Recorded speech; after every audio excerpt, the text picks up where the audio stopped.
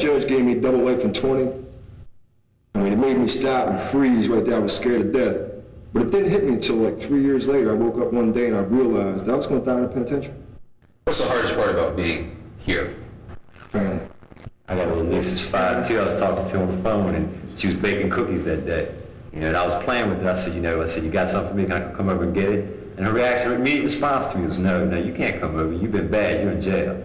And she's 5 years old. My mother, father, everybody dead. Everybody in my family dead. I ain't even 24 years old. I don't have no mother. I don't have no father. I have one sister who try to take care of them children. And by them saying me, I just hope that it help them, because I don't want them in my situation. People, parents love them, but you don't realize that till you come in. But then it be too late because they down on it. Then you sit back in that cell and ask yourself, man, my mother told me she loved me. I ain't never get the chance to tell her that back, and it hurts. I used to see my parents come in, my mother, and we'll sit down there and talk, and I'll joke things. I'll make a joke out of a lot of things just to see her smile, just to see the smile on her face. Once you're in here and you see your family come, you realize you just didn't hurt yourself, but you hurt your mother, your father, your brothers. Anybody that loves you is also doing time with you. You guys are brothers, right? Yeah. It's got to be especially tough with your family visiting you and vice versa. Now, we're in a penitentiary sharing the same cell. Yeah. It's tough. It's just, I hate to put my mother through that pain. Plus, I'm saying it hurts me, because I'm the oldest, to see my little brother in here.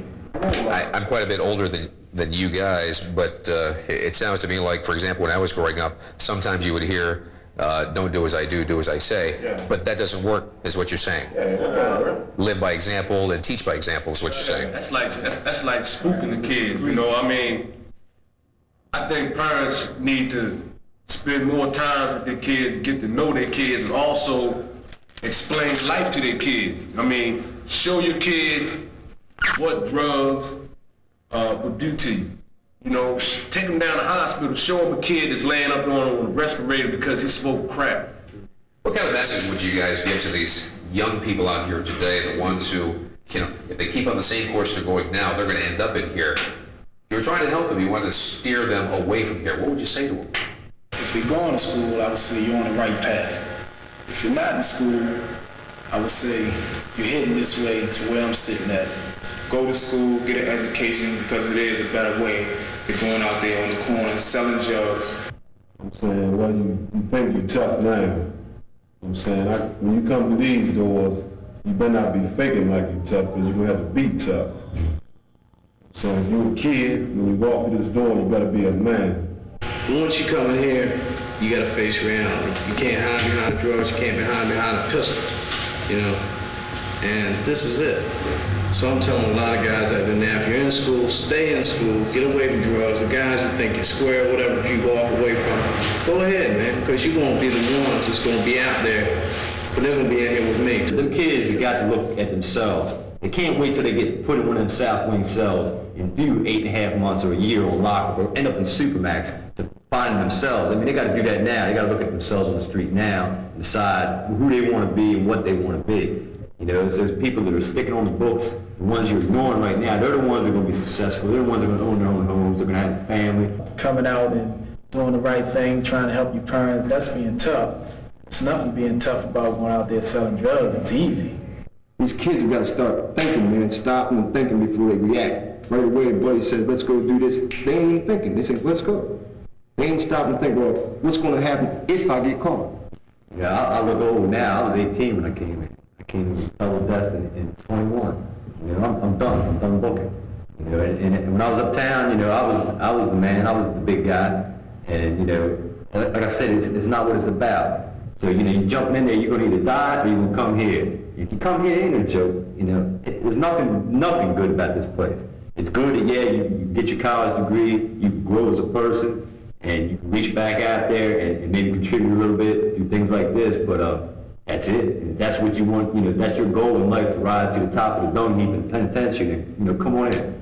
Something the whole society's lost as a whole, though, is discipline and so forth. I went in to serve. When I came out, society seemed different to me. I wanted to ask you about that, Orlando. Marine Corps, okay? I don't know where else you can get a better discipline regiment than the Marine Corps, but yet the same. What happened? It was a matter of choice. I decided to step outside of what I knew was right. And it doesn't take but one shot. I don't have a record. When you pull my record up to state police, you see one line. Yeah. The one time I decided that, maybe it's better over here was the one time I got caught. So the thing of thinking you're not going to get caught is crazy. It just took one time. Now I'm serving life. Think about poor Orlando there. Just one time and he's now serving life. Look, we're not trying to say that drinking a beer or smoking reefer is going to land you in prison the rest of your life. But we are saying that if you pick up that drink or that drug, you can't always be sure what's going to happen or who you're going to be caught up with. You can just be at the wrong place at the wrong time, and it can take you behind these walls for the rest of your life. Is that high worth that risk? This is Stan Stovall. Remember, when Orlando said that it was a matter of choice, make the right choice and stay straight.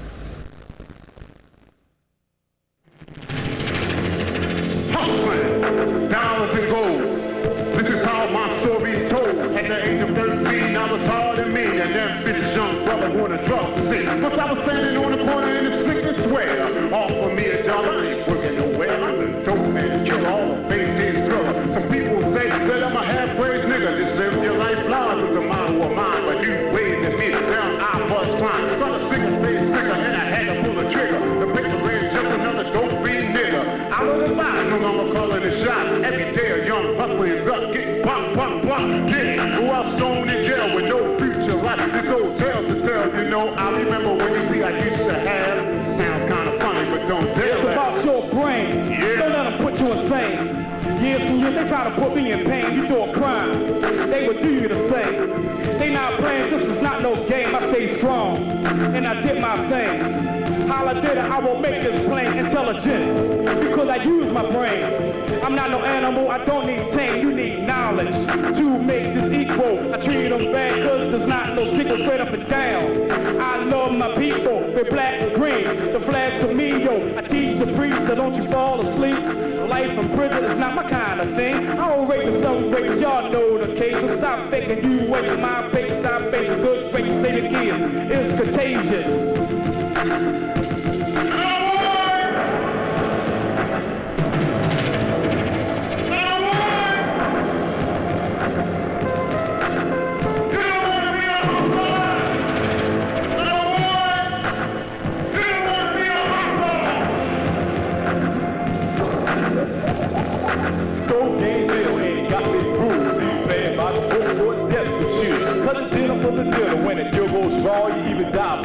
Recognize this law. I remember back in time, just to lose the seat. You and Joe blow fight, you swore to beat. Now you walk around town calling each other nigga. Pump, pump, pump, pump, pump, goes the trigger.